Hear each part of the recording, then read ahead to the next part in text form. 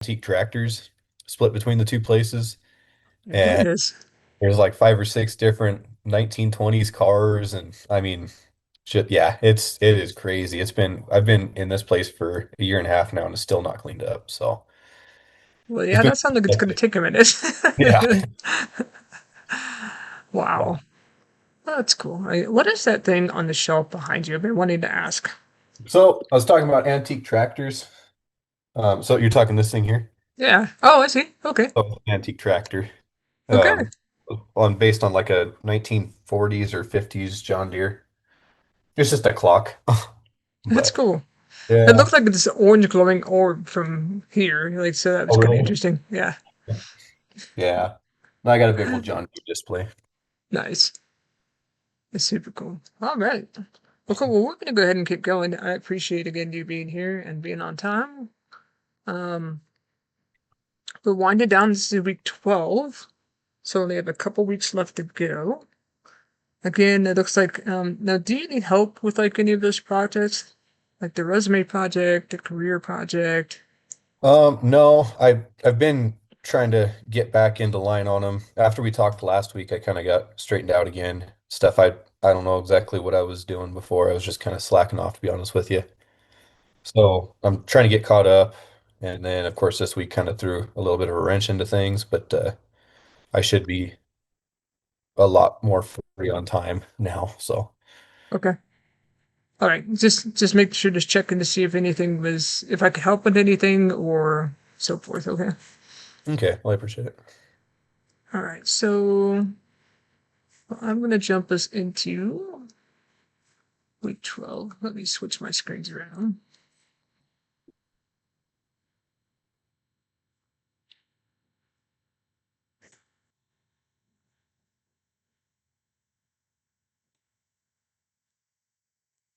All right, guys. Can you see our class? Yeah. Okay, cool. All right. So we're finishing up the leadership unit today. And I had a couple of things going on. It's going to be a little bit strange with just the two of us, but we'll make do. And one of the things we're going to watch is, have you heard of Simon Sinek? He's done a lot of different things. Oh, Um, I can't say I have. I think maybe when you see him, you'll be like, oh yeah, I don't know who that guy is, but I see him everywhere. He is the person who said people don't buy what you do, they buy why you do it. And so here he's talking about why trust is the key to high performing teams. Okay. Trusting teams. Whoops. I need to stop because I don't think I shared sound.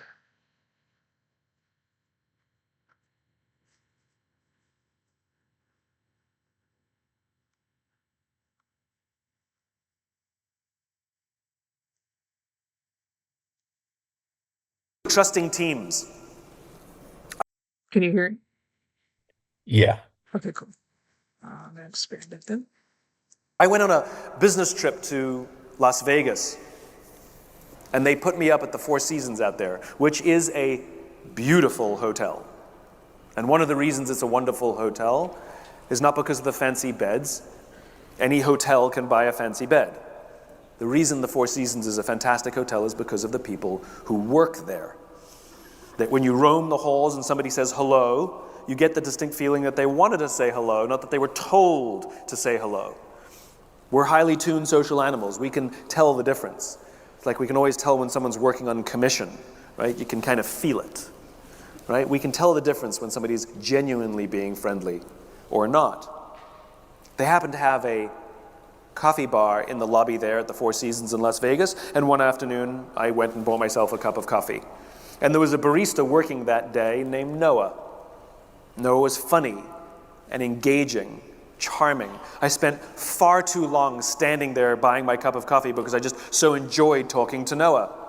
So, as is my nature, I asked Noah a question. I said, "Do you like your job?" And without skipping a beat, Noah said, "I love my job." Now, in my line of business, that's significant because like is rational. I like the people I work with, I like the job, I like the challenge, I get paid well, I like my job. Love is emotional. It's a higher order connection. Do you love your wife? I like her a lot, right? There's a difference. Noah said, I love my job. My ears perked up. He has an emotional connection to this company. This is interesting. So I immediately follow up and I said, tell me specifically what the Four Seasons is doing that you would say to me you love your job. Without skipping a beat, Noah said that throughout the day, managers will walk past him and ask him how he's doing, ask him if there's anything that he needs to do his job better. Not just his manager, any manager. And then he also said, I also work at Caesar's Palace. And there, the managers walk past us and catch us when we're doing things wrong and make sure that we're making the numbers and performing. And there I like to just keep my head below the radar and get through the day and collect my paycheck. He said, only at the Four Seasons do I feel I can be myself. This is the exact same human being. And yet the customer service experience that we would have meeting him at one hotel or the other will be profoundly different, not because of the person, but because of the leaders, because of the leadership environment in which he's been asked to work. I get this question all the time. Simon, how do we get the most out of our people? They're not a towel. We don't wring them out to see how much we can get out of our people. It's a flawed question, which means we're going to get flawed answers. The correct question is, how do we create an environment in which our people can work at their natural best? And the answers will be profoundly different. If you do not have trusting teams, what you do have is a group of people who show up to work every single day lying, hiding, and faking. Remember, a trusting team is when people feel safe. It's a trusting team is when people feel they can be vulnerable amongst their own. They can raise their hand and say, I made a mistake. Or, you've promoted me to a position where I don't really know what to do. I think I need more training. Or I'm having troubles at home and it's affecting my work. Or I'm scared. Or I need help. Without any fear of humiliation, without any fear of retribution. In fact, they say these things with confidence that their leader, their boss, their colleagues will rush to them to support them. If you do not have trusting teams, what you have is a group of people who show up to work every day who will hide mistakes for fear of getting in trouble. They will not admit that you've promoted them to a position and they actually have no clue what they're doing. They're going to just keep faking it. They would never tell you that they're suffering undue stress because of something that's happening at home and that it's affecting their work. They're not going to tell you that they're scared, and they're definitely not going to ask for help for fear that they'll find themselves on some short list for the next round of redundancies. And eventually, cracks will show up, and eventually the organization will break. Not because of the people, but because of the leaders leading those people. We know what this looks like in the extreme. I'm sure you all remember a couple of years ago, United Airlines had an incident where they dragged a paying customer off their aircraft with a broken nose, broken teeth, and a concussion. I feel sorry for every single member of that crew because 100% of them knew that that was the wrong thing to do, but none of them spoke up. None of them intervened because they feared getting in trouble more than doing the right thing. They did not work on trusting teams. This was not an anomaly. This was a steady build over the course of years that eventually culminated in an event like that. I was witness to a scene that played out years before with United Airlines that gave a flag that something was wrong. A scene played out in front of me as I was preparing to board a plane where one of the passengers attempted to board the aircraft before their group number was called, which, as you all know, is a serious crime. And that is exactly how the gate agent treated this passenger. "Step aside, sir. I haven't called your group yet. Please step aside and wait till I call your group," is how she talked to a paying customer. And so I spoke up. I said, "Why do you have to talk to us that way? Why can't you talk to us like we're human beings?" And she looked me in the eye and said, "Sir, if I don't follow the rules, I could get in trouble or lose my job." What she revealed to me is that she does not feel safe in her own organization. Her leaders do not trust her to do the job for which she's been trained to do. And guess who suffers? Company, customer, and her. The reason we love flying Virgin Atlantic, for example, is not because they have some magical formula to hire all the best people. It's because the people who work there feel safe in their own jobs. They feel trusted to do the job for which they've been trained to do. And guess who benefits? Customer, company, and the people who work there. It is a leader's responsibility to set an environment. Leadership is not about being in charge. Leadership is about taking care of those in your charge. Leaders are not responsible for the results. They're responsible for the people who are responsible for the results. And if you get the environment right, you get people like Noah. If you get the environment wrong, you get people like Noah. It's not the people, it's the leaders. Almost always when there are performance issues, almost always when there are customer service issues, it's so rarely the people. Yes, we have anomalies, of course. But if on balance you find that there's issues, it's almost always the leadership and the leadership environment, and usually it's the lack of trusting teams. The job of leadership is to create trusting teams, and if you want to play in the infinite game, you must have trusting teams.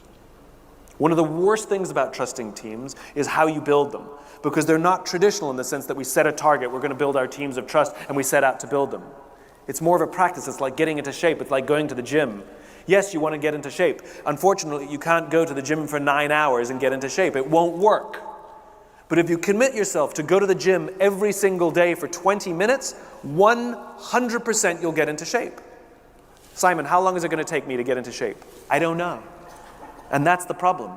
Some will respond quickly and some will respond slowly, and there is no formula, but we all 100% know that the process works. We 100% know that if you work out every single day for 20 minutes and eat healthily, 100% of us will get into shape. It's the same in leadership.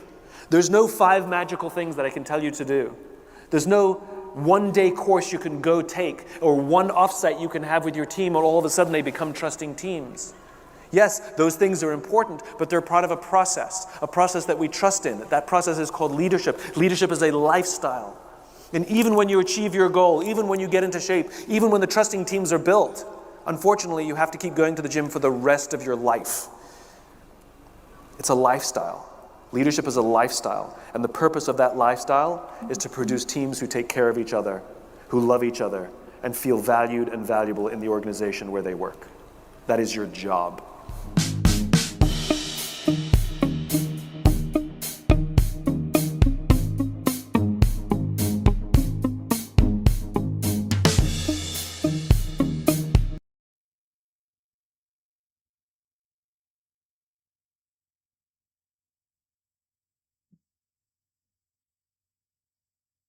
Hey, Nina, welcome. Glad to have you here. Hello, sorry, I lost track of time. I thought class started at 6:30 for some reason, and I missed class last week because I was sick. Oh, no. Yeah, it's going around. Yeah. We're glad to have you here. Even though Hez and I are, a lovely duo of 2, we're happy to have a trio of 3. So, welcome, welcome. So this week we're finishing up the leadership module, and there's a couple of different things going on. But do watch this video by Simon Sinek. I really like it. I think it's awesome. Because the two of you, are you wanting to own your own business with welding? Or do you plan to work for somebody? What's the game plan there? I would like to own my own business, yeah. Awesome. And so do you want to scale up and have other people working for you? Yeah.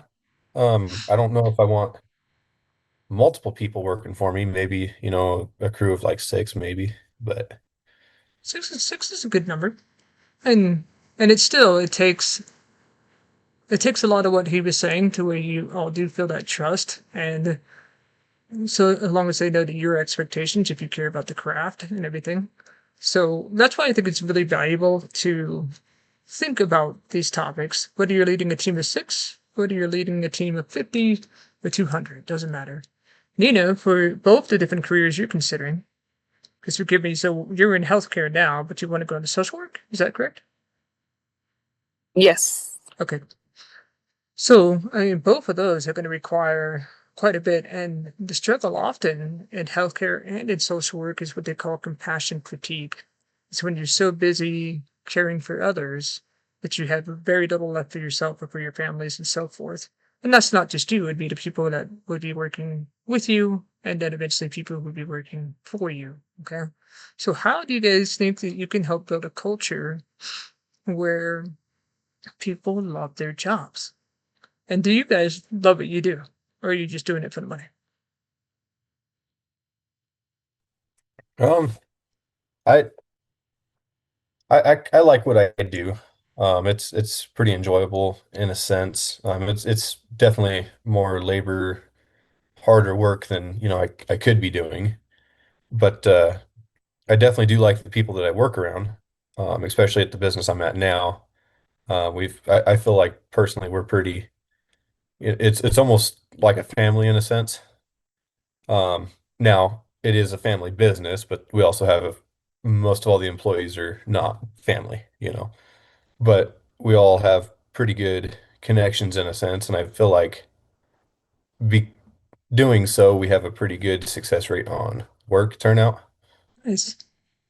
On doing what I could do to make necessarily a better, I don't know, not quite a better company, but more of a trustworthy,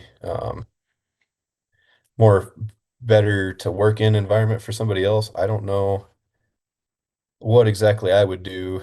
Um, on a lot of the work that I do, it's very pressing work. Timing or time, you have to get certain projects done by a certain time, and most of the time, most of all the time, it's a rush. So, not being able to really have your own time to really do everything to the best of your ability is kind of a struggle. So I don't necessarily know what exactly I could do to make it a better environment, really, to work in. So why is it a crunch for time? Are you waiting on other people to get things done? Is it all up to you on a project? Tell me about Uh, that. So business wise, we do a lot for like the steel mill here. Okay, A lot of the other companies too. And now, given our shop is more of a breakdown shop, if they have something that goes wrong, we're one of the first ones to get called because we are, there's times I've went into work at 11 o'clock at night, it's kind of just a whenever, if you need something, we'll take care of you type business. And most of all the work that we get, because we're such a small business, it's not production work. gotcha, It's all emergency type work. So it's not like, oh, you got 2 weeks to do this. No, it's like we needed it yesterday. gotcha. So yeah. So when you own your own business, do you want production work or do you want emergency work? Um, Now see that's kind of a question too that's kind of I wouldn't say it's controversial in a way. So in production and stuff, I know a lot of people that will work production and they get bored with doing the same thing over and over and over again all day long, every day for 20 years.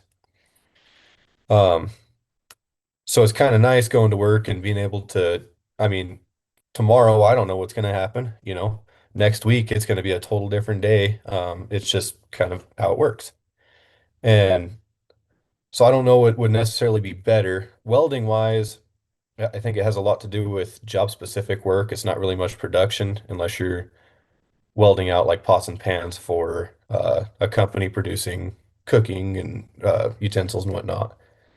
But I don't know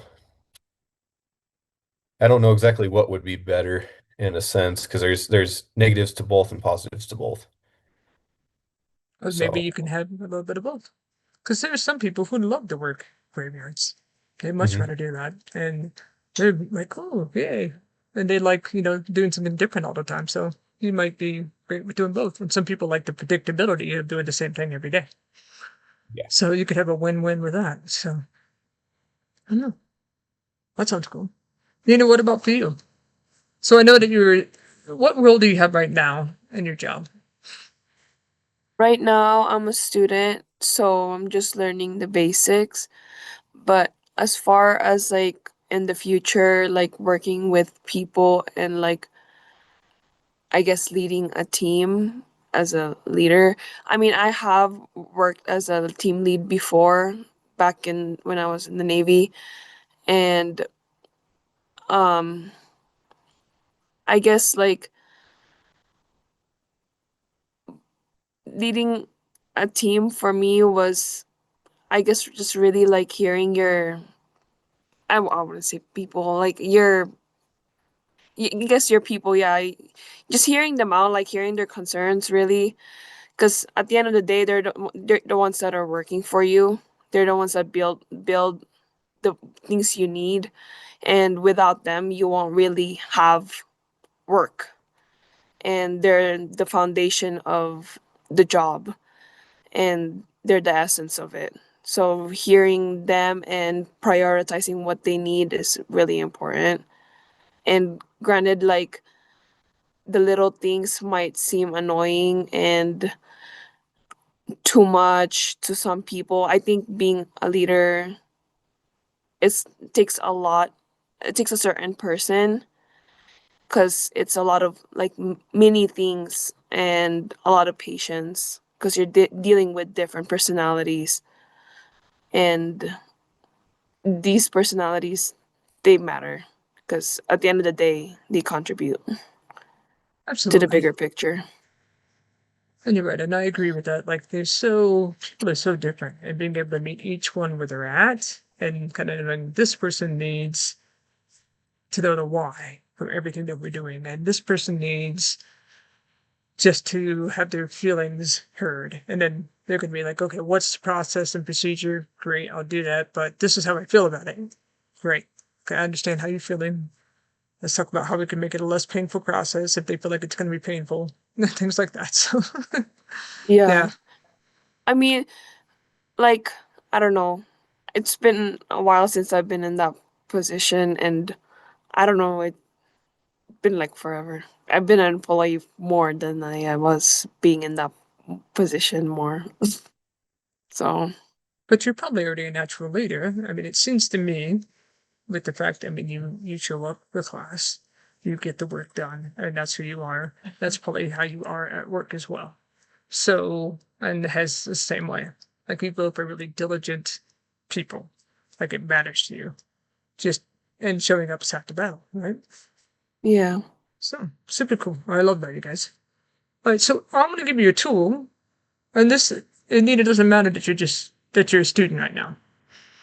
When I worked for Walmart, I was, I don't know, 21, 22, and I worked graveyards, and I was unloading trucks with people who were my age, people who were older. And one day the managers came to me and they said, "Oh, Val, you're going to be the um, GM receiving lead." I was like, "What do you mean I'm going to be the lead?" "That's the person who kind of directs how fast we unload the trucks, all this other stuff." I was one of the youngest people there, and I never really saw myself as a leader. I had done some leadership things in high school, but I'm like, what do I know about this? And so it was really interesting that other people saw that in me and didn't have to step into that. So that was really kind of eye opening for me. And I wouldn't say that my leadership in my early career that I was great at it all the time. There are times I was great and there's times I was not. I think sometimes we get into this habit of thinking, like women in particular, oh, you have to be um, aggressive to get anything done, right? This is sort of myth where people won't take you seriously. You can't be emotional. You have to be really kind of cutthroat about it, almost. And I really had to find my own way around that because I'm actually a really nurturing person. So with the current team that I have, I really do feel like we all come to work because we love one another. We love what we do. We're working with at-risk youth. It's really important. I love working at the college as well. So I'm really lucky I have two jobs I love. So, but it takes time to really find your own style and your own stride with it. And I think that's important. All right, so we're going to do, I know it's just a lovely triad of us, but I we're feel going, like being emotional and like being a leader is a good thing. Like having emotions and boundaries, you know, it's a good thing, because I've being able to empathize with your employees makes you a great leader, I feel like. And I but think you made a great point people there, though. forget that. Boundaries. Like, Yeah. some people don't have boundaries, and that's an issue, right? Yeah. Because I feel like if leaders are too hard and too stern, it's like the humanity disappears and it becomes toxic workplace. I just want to, yeah. No, I 100% agree with that. Have you been in a toxic workplace before, or have you pretty much worked for the family business the whole time? No, so back in high school, I worked for Hobby Lobby, Oh, and it was a bipolar company, I guess is the best way you could say it. As of, management and stuff, there was multiple different management changes throughout the year and a half, 2 years that I was there. I think I seen 6 or 7 different managers that come through, or main store managers, and out of all of those managers, there was only one that I never heard one person complain about working with. wow. Um, and personally, it was, more enjoyable to work with that person over anybody else that had good management. Now, there was a lot of other people that had very similar approaches to things as, that manager. Um, and the other managers, they weren't like bad. It was just the way they'd, I guess you could say, led the company. But it was definitely something good, I would think, to witness like that. Um, So what was the the difference? What made them good? so the way they had everything mapped out, it was very more stress free. It wasn't as like people weren't worried about certain things, like just ex the experience level of things. Okay. Now I was just a stockman there, but a lot of people up there in the registers, if something would go wrong, they've got to get a hold of a manager, got to get a hold of somebody, and that a lot of them, it would be more stressful, I'd imagine, to get a hold of certain managers because of, I wouldn't say necessarily the repercussions of doing the action of messing up as much as it is like, let's get it fixed, let's figure it out, let's not do it again type thing. Let's figure it out together, not just, a good scolding or whatever, and then back to work you go. I don't know. That's kind of what I never really had an issue with any of them. Like I said, as a stockman position, there's really not much that goes on. But yeah, That's cool though. I'm glad that you guys at least had that. I mean, but it does make a difference if somebody's like really proactive and wants to have a solution to things, and if they've got a vision for how things should be, and that matters. Yeah, definitely. All right, so let me see if I can share this other screen.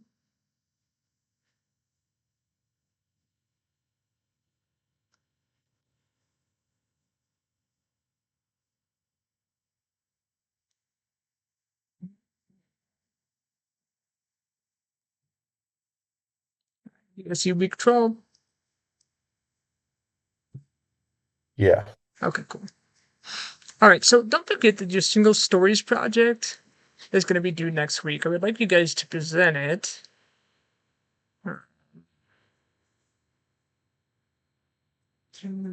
I put today.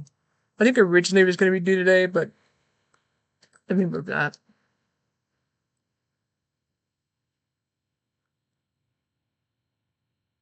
All right, so the single stories project, again, that's where you're doing the overcoming some sort of stereotype or some sort of implicit bias, those things that we learned about with the DCs, the dangers of a single story, and with, um, gosh, I can't remember his name, but it talks about implicit bias, and that's one of my favorite TED Talks we listen to.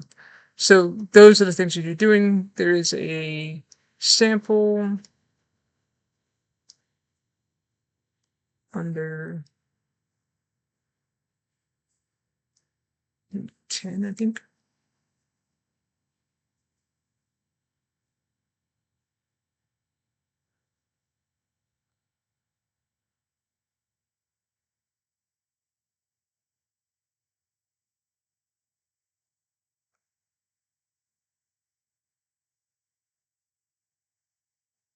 Oh, I'm sorry. It's right here in front of my face.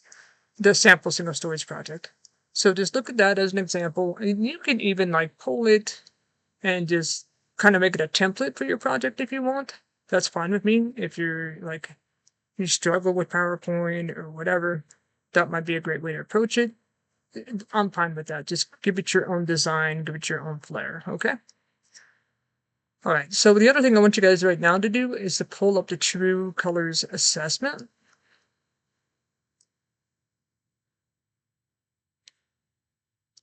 You can download that. I'm going to move it to a different window.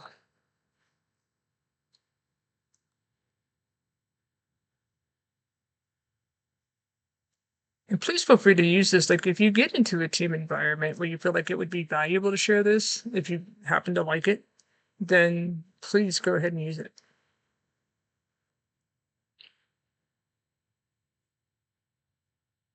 Same thing with the presentation. So I use this. So this is my 10th year with Cole High School. And so we have 6 different regions with the largest statewide high school. And I worked in the Colorado Springs region for many years. And now I work in the central region, which is Canyon City, Florence, Lamar, La Junta, and then there are 4 sites in Pueblo. So we're all together. So with the team that I have, I did this with them at the beginning of the year. All right. So let's take a minute though and do the True Colors assessment, if you would please. And if you have questions about it, let's see, let me show you what you're doing with it.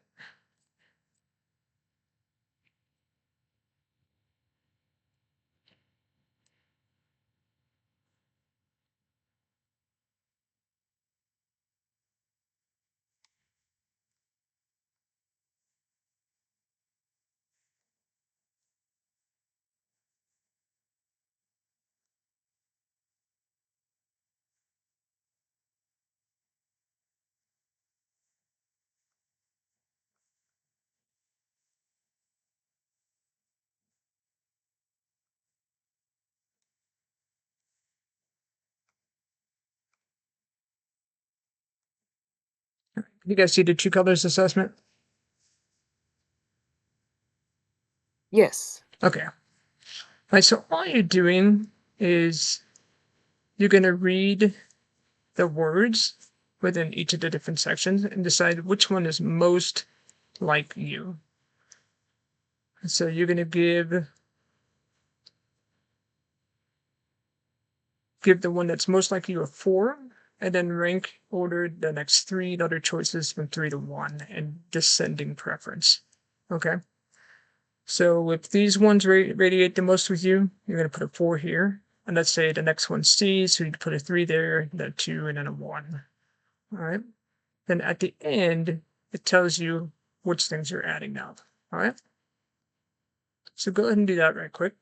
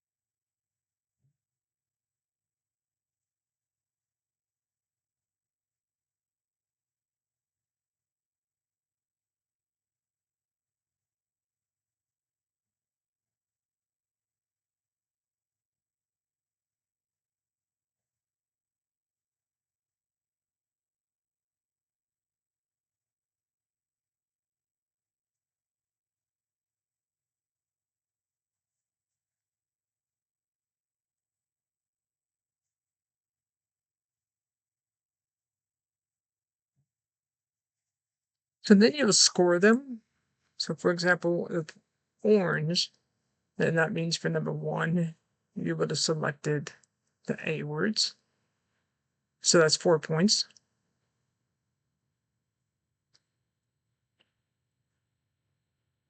You would have selected the H words for number two, another 4 points.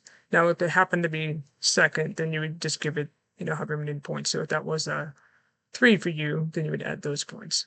That makes sense?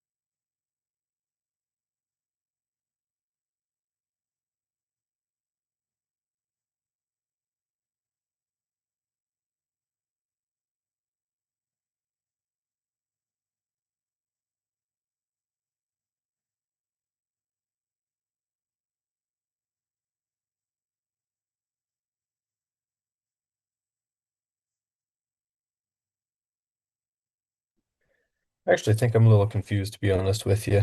Um, Okay. I went through the boxes and did the numbering thing, and then I think I'm confused where to go here from now. Okay. So let me do mine real quick just so you can see.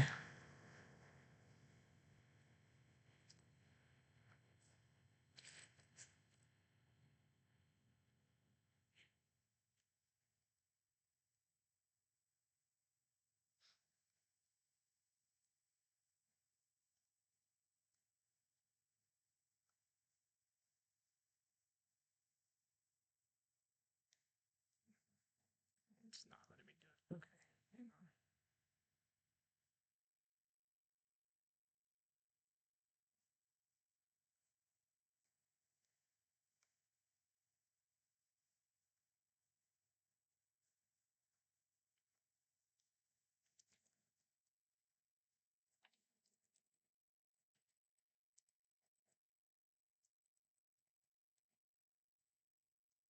I don't know why it's putting a B there. All right.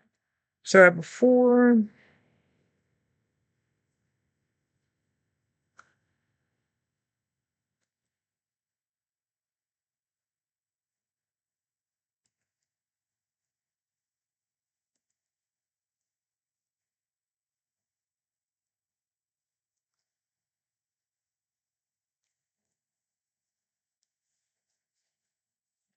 Glasses.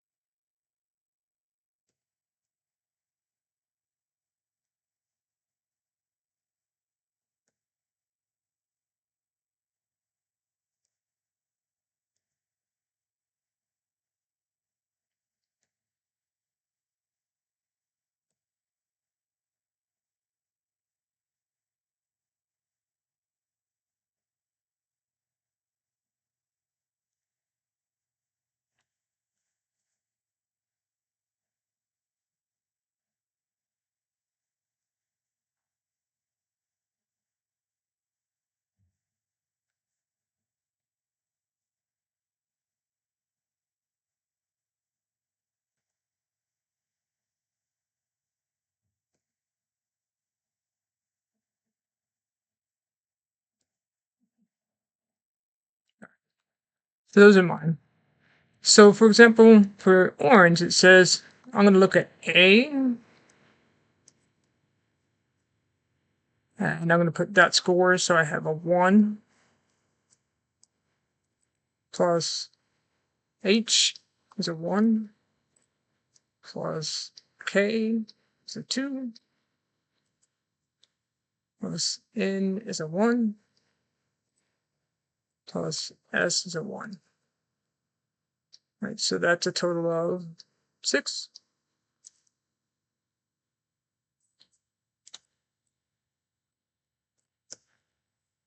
And that's all I'm doing. Does that make sense?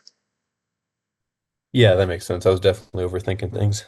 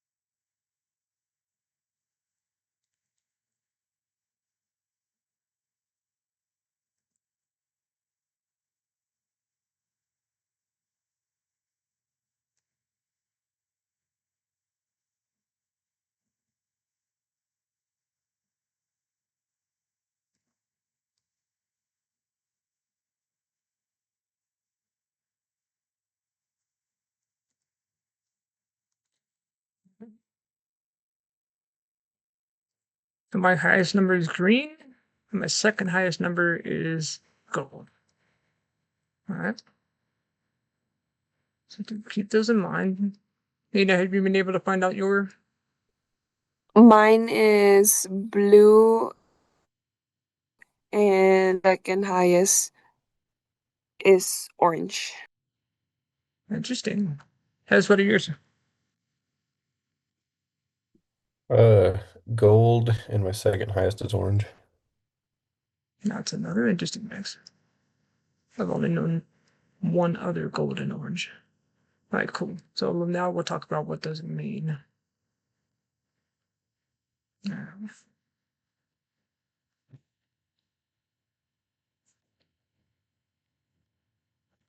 was pretty difficult. What's that? That was pretty difficult to do. The whole math thing, I almost got cross-eyed there for a second. This is a little bit confusing. It'd be nice to put it in a form where it kind of tallies it for you instantly. Yeah. Yeah.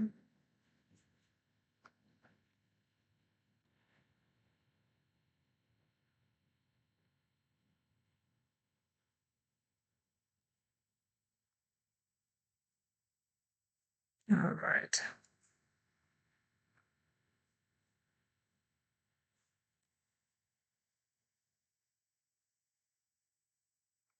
So, like I said, I did this because I want to build a really strong culture with the team at the beginning of the year. So,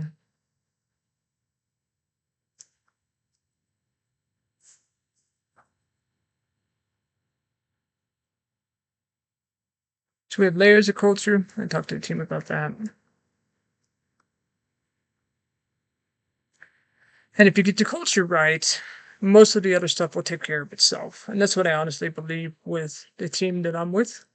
And so culture is very important to me. Having a clear vision for what we're doing is also really important.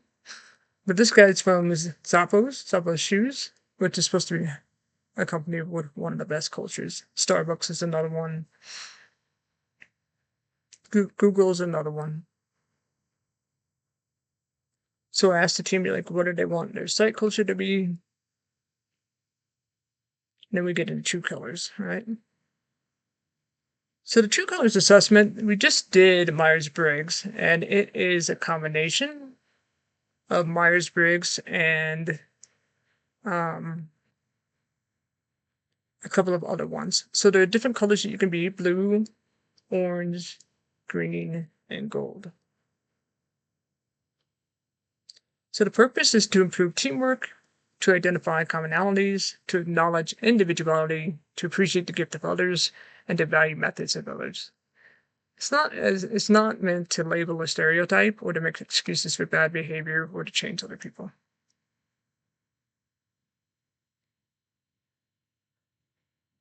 So all of us, you can see for me that I'm not orange at all, but my gold and blue were pretty close together, and then my green is really high, which is interesting because it's usually not. I'm usually blue and orange or blue and gold is usually the highest for me. So do you have a dominant color with familiar attributes, comfortable displaying these characteristics, and they happen automatically. Second highest is a major influence on the first color and may be interchangeable with your first color. What I find is that I'm often one way at home and another way at work. Like if I were to do this from the point of view of me just as an individual at home, it'd be different than the results that I get from doing it at work. Okay, so we already did the inventory.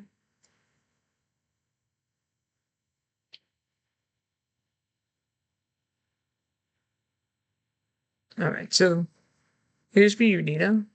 Here are some traits of blues. They're optimistic, they're accepting, they're supportive, they're caretakers, they're enthusiastic, they're passionate, truly romantic, peacemakers, cooperative, spiritual, and people-oriented.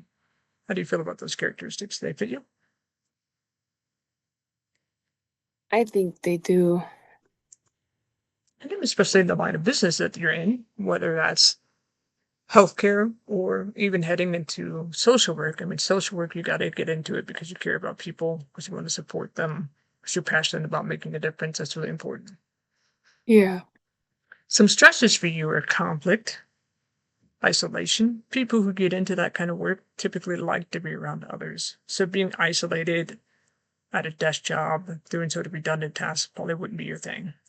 Rejection's a big one. Negativity. I don't imagine you're a person who suffers the negativity of other people. Like, I'm sure you don't hang out with them. If they're negative all the time, you just find another place to be. Don't like being used. Don't like apathy. That's where people don't feel one way or another. You think people should have a feeling on one side or the other. Insincerity, lack of acknowledgement or appreciation, not being genuine, not sharing, or saying no. Okay? Those are the things that are stressors.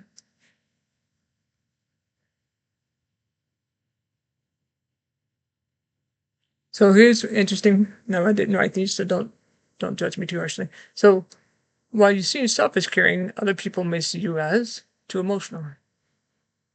While you see yourself as trusting and giving the benefit of the doubt, other people might see you as naive. While you see yourself as tirelessly working for a cause, other people might see you as overcommitted. While you see yourself as being supportive, other people might see you as smothering. And while you see yourself as genuinely interested in others, other people might see you as nosy. So I haven't really one of the people that works at the school, at the site that I have, is such a big-hearted person, and definitely is seen as too emotional, seen as naive, and can be seen as nosy. And not so much the other two, but can be seen that way. And is that necessarily a bad thing? Like, again, it's about boundaries and about doing things to the best of our ability without letting people cross our boundaries.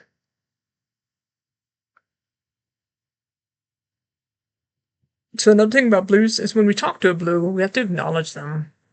And so being acknowledged by name is typically really important. Be personable, listen for feelings, hear them out.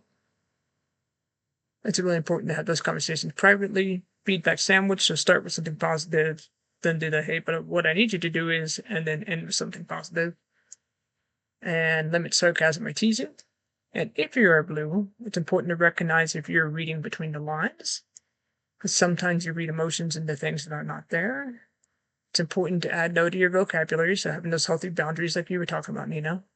It's important to speak up, so when you need help, because sometimes blues will try to take everything on themselves and do it all themselves. And I think, Nina, I think you even mentioned that one time, that you just try to do it all if you can. And it's okay to be direct and discern when you're rambling and know when to get to the point. The benefits of blues on teams is they're enthusiastic, they're great mentors, they're good at team building, they're supportive, and they're empathetic.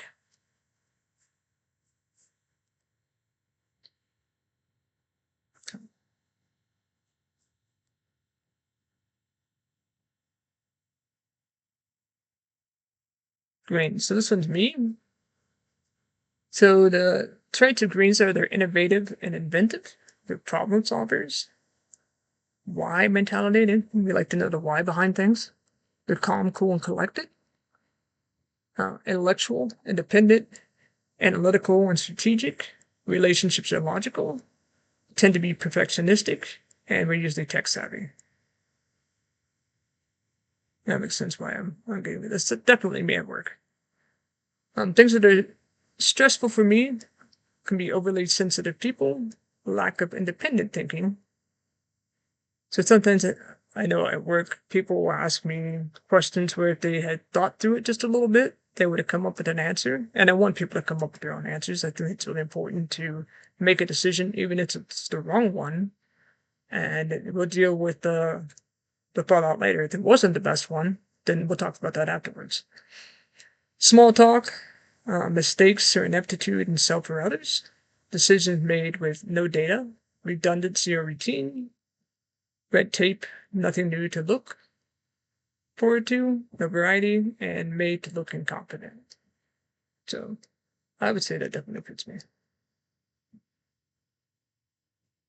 So greens see yourself as knowledgeable, others may see us as intellectual snobs.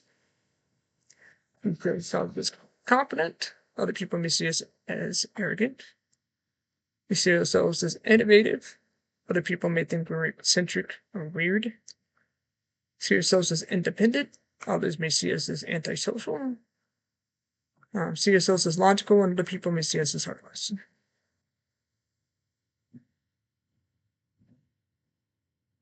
So for greens, you need to give us time to think, to process, give independence, stick to logic, recognize our contributions and intelligence, don't misinterpret our need for information.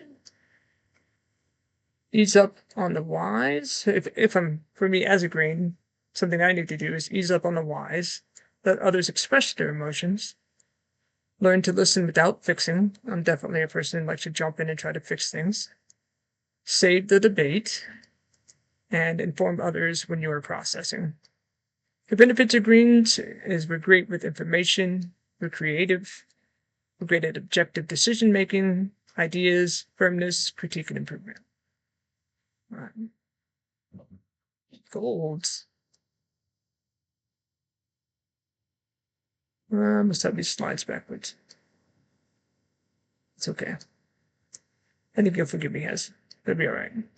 So golds see themselves as stable and dependable, while other people might see them as rigid or stubborn. Golds may see themselves as not knowing what's best. Other people think they're being judgmental. See themselves as responsible. Others may see bossy or controlling. Goal oriented, workaholic. punctual, rigid about time. Okay. So here are the traits of being a gold. You're prepared. You like a structured environment. You're well organized. You follow through. You're detail oriented. You love to plan. Punctual, procedural. You follow the rules. You value tradition, and you're frugal. Some stresses for you are when other people don't follow through. That's irritating to you.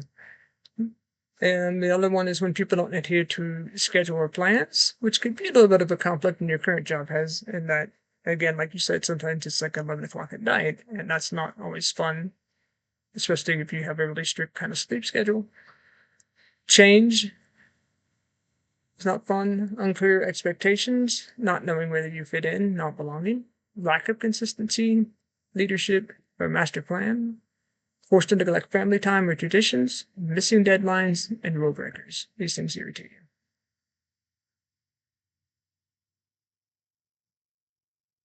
So when you're talking to a gold, it's important for other people to communicate in writing. A lot of golds don't like if you have spoken meetings and there's no follow-up in writing. It's like garbage in, garbage out. When you do talk, you don't want to be interrupted. Be specific. You want people talking to you to be specific. You want closure. You want to stay on target, task, topic, and time. And you want people to be consistent. So if you are a gold, have patience with others when others talk in different directions.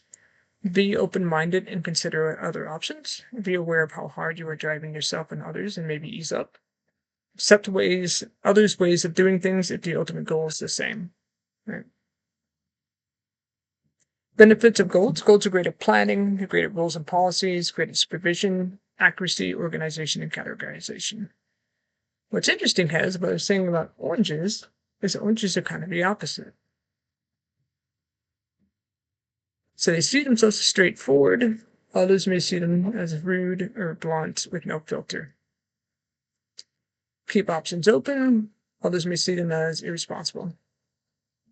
Easygoing, others may see them as not serious. Flexible, other people see them as ignoring the rules. Negotiator, others may see them as manipulating. I have a orange on my team, and he's very much, this is so him to a T.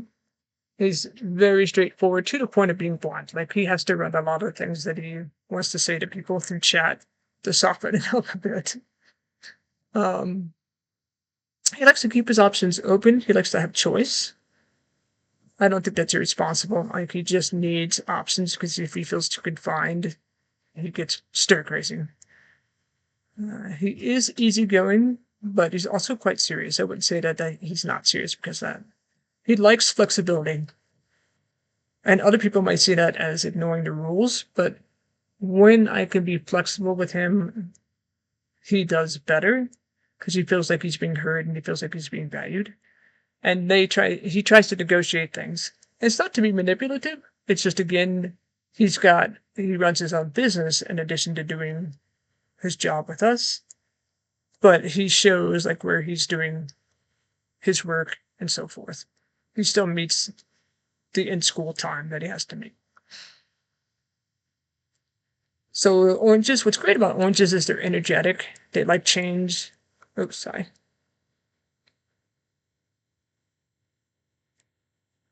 They like change. They're playful. They're master negotiators. They're natural entertainers. They push boundaries. They're fine with chaos. They make things happen. They're spontaneous and carefree, and they thrive in non-structured environments. Stressors, lack of freedom or choices, feeling trapped, not being able to use their skills, forced to keep quiet or not participate, insufficient attention, waiting or slow reactions, indecisiveness, routine, lack of physical contact, details and paperwork, inactivity, restriction of physical movement. Again, the guy that works with me, he is go, go, go. Like we're in testing season right now. So state testing, and a lot of it is pretty rigid. Like, and I asked him, like, can you be in the same place for 4 hours? I mean, as an active proctor, you do get to walk around and do things like that. And he's like, yeah, I could do that. And I said, it's not. I can make you a driver, and that'll give you some up and down and going places and doing different things. But we, so I gave him choices, and then he was able to figure out what would work best for him. Okay. So what's important for oranges is lightening up, matching their speed, appreciate their flair, be direct and to the point. So this guy came to us this year. He's from a different site, and so he has a very different style to other people. And he took a minute to get kind of used to. And we had to see, like, once he started coming out of his shell, like, he's really quite funny, but he's like fast, right? But he does like it when people are direct and to the point. If you are an orange, be aware of how you're coming across, give people time to process, and pause before committing. So again, this teacher, when he has to talk to somebody about something, he's like, okay, this is what I want to try to say. I'm like, okay, this is how you should say it. Benefits of oranges is they're high energy, they're entertaining, they're great at taking risks, great at laughing, like making things fun, they're honest, and negotiating. And he is completely honest. So for me, what's interesting has for you is those two things seem kind of, in some ways, kind of the opposite, but at the same thing, they do go hand in hand, and that you appreciate honesty, you appreciate doing things the right way, right? So, here we go. So just so you know, who are some famous blues, fictional and real? So Frodo is a blue, Martin Luther King, Ron, the Red Witch, Black Widow, and Oprah Winfrey. So you're in good company there, Nina. For me, got Spock, Magneto, I love Magneto, Harry Potter, Benjamin Franklin, the Hulk, and Steve Jobs. His, you got JFK, Draco, Wolverine, Iron Man. Oh, that was oranges. The golds, you got George Washington. Gosh, what is his name?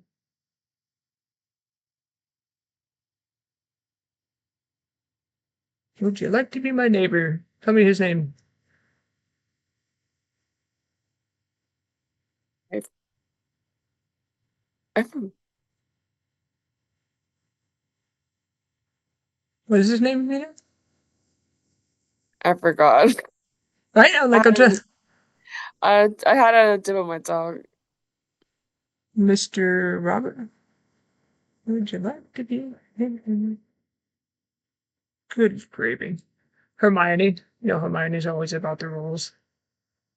Captain America and the Mandalorian. This is the way. And then Professor X.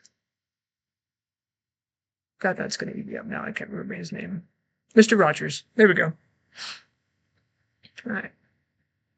Cool. Any questions?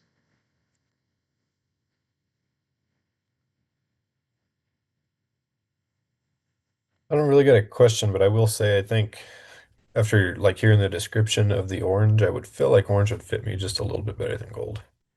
I mean, they're only differentiated by like 1 point. So Oh, that makes sense then. That's cool. So it's kind of a neat thing to do. And then what I did is I printed out people's top two colors so that when people were going to approach one another, that they had an idea of how do I need to talk to this person, and it's helpful. And I've done this with really big groups. I've done it with small groups, and it's still valuable. Okay. And so one of your assignments for this week is to do just a short, reflection on it. And you've pretty much done it just in this class. So you're just going to write it down like, hey, this is what I feel fits me, and this is why I feel it fits me, and so forth. Okay. So easy peasy, 25 points. And then you're working on,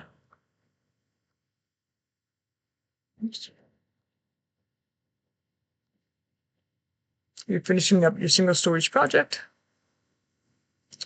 For the high performing teams, the summary, because you guys are here with me, you don't have to write out the summary. I'll give you the grade for it.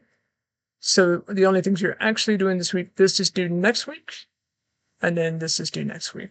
Okay, so those are the items. All right. Any questions? So tonight, just the true colors. Yeah.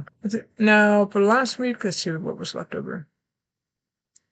So if you, and I think you already did this, the summary of implicit biases, the skills reflection, which I think you guys knocked these out. So for the skills reflection, you read the skills spotlight, and then you do your own reflection and answer these questions. Okay. I think I submitted mine in. Yeah. So that's what's due tonight, these items. And again, for this one, your single storage project is due next week. You do get an extra 10 points for presenting it in class. If you don't present it, then you lose 10 points out of the 50. Okay. And then the reflection on the true colors assessment. Okay. That cool? Straightforward. All right. Well, that's all I have for you. I want to prolong it anymore. Any questions, though? Anything I can help with? All right. Again, we only have a couple weeks left. I have classes that end at different times, but I'm pretty sure this one, let me double check. I'm pretty sure it ends on the 10th.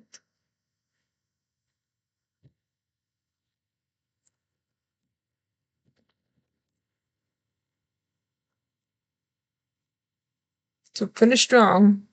Let's say don't run to the tape, run through the tape.